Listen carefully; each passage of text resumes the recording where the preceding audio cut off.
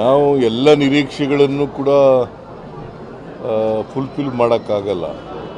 ಆದರೆ ಕೆಲವು ಇಂಪಾರ್ಟೆಂಟು ವಿಚಾರಗಳಿಗೆ ಪರಿಹಾರ ಕೊಡಲಿಕ್ಕೆ ಪ್ರಯತ್ನವನ್ನು ಮಾಡ್ತೀವಿ.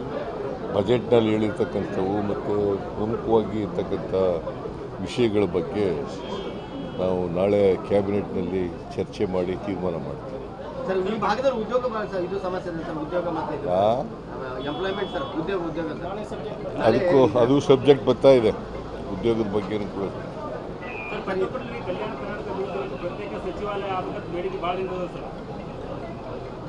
ಅದ್ರ ಬಗ್ಗೆನೂ ಹೇಳಿದ್ದೀನಿ. ಸಚಿವಾಲಯ ಬೇಕು ಅಂತ ಕೇಳ್ತಾ ಇದ್ದಾರೆ ಭಾಳ ದಿನಗಳಿಂದ.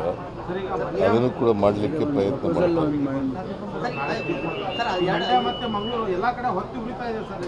ಯಾವುದು ಇವತ್ತು ಉರಿತಾ ಇದೆಯಾ? ಏನು ಗಲಾಟೆ ಆಯ್ತಪ್ಪ? ಈ ಸಣ್ಣ ಪುಟ್ಟಗಳು ಇದ್ದಾವೆ. ನಾಗಮಂಗಲ ಶಾಂತವಾಗಿದೆ. ನೀವು ಅಶಾಂತಿ ಮಾಡಬೇಕು ಅಂತಲ್ಲ. ಮತ್ತೆ ನಾಗಮಂಗಲ ಶಾಂತವಾಗಿದೆ, ಗೊತ್ತಾಯ್ತಾ?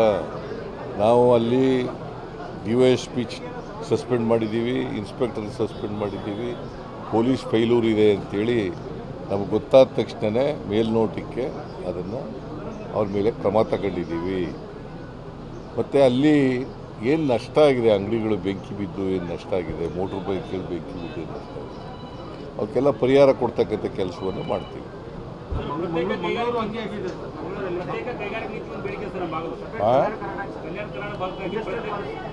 ಕಲ್ಯಾಣ ಕರ್ನಾಟಕ ಕೈಗಾರಿಕಾ ನೀತಿ ಪ್ರತ್ಯೇಕ ನಾಳೆ ಮಾಡ್ತೀವಿ. ನಾಳೆ ಯಾವ್ಯಾವುದನ್ನ ಮಾಡಲಿಕ್ಕೆ ಸಾಧ್ಯ ಆಗ್ತದೆ ಅವೆಲ್ಲರೂ ಮಾಡ್ತೀವಿ.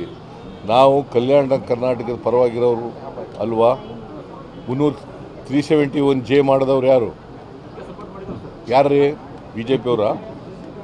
ಹಾಂ, JDSನವರ?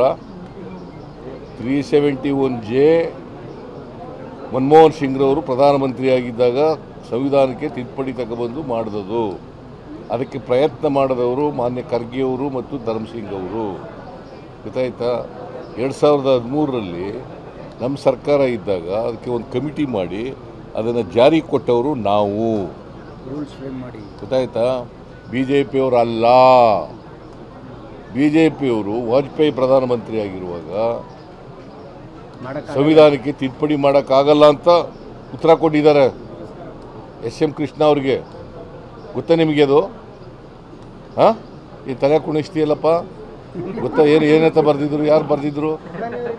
ಯಾರು ಬರೆದಿದ್ದದು? Mister Advani, home minister and deputy chief prime minister. ಮತ್ತೆ ಸುಮ್ಮನೆ ಕೇಳಕ್ ಹೋಗ್ಬಿಡಿ. ಜನ ನಿಮ್ಮನ್ನು ಜಾಸ್ತಿ ಸಪೋರ್ಟ್ ಮಾಡಿದ್ದಾರೆ ಸರ್ ಕಲ್ಯಾಣ ಕರ್ನಾಟಕದಲ್ಲಿ, ಹಾಗಾಗಿ ನಿರೀಕ್ಷೆನೂ ಜಾಸ್ತಿ ಇಟ್ಕೊಂಡಿದ್ದಾರೆ. ಜನರ ನಿರೀಕ್ಷೆ, ನಾವು ಬಡವರ ಪರವಾಗಿ ಕೆಲಸ ಮಾಡಲಿಕ್ಕೆ ತಯಾರಾಗಿದ್ದೀವಿ, ಗೊತ್ತಾಯ್ತಾ? ಅದಕ್ಕೋಸ್ಕರನೇ 5,000 ಕೋಟಿ ರೂಪಾಯಿನ ಈ ಸಾರಿ ಕೊಟ್ಟಿರೋದು. ಎಷ್ಟು ಕೊಟ್ಟಿದ್ದೀವಿ? 5,000 ಕೋಟಿ. ಹಿಂದೆ ಕೊಟ್ಟಿದ್ರಾ? ಹಾಂ, ಈಗ ಮುಂಬಡ್ತಿದ್ರೆ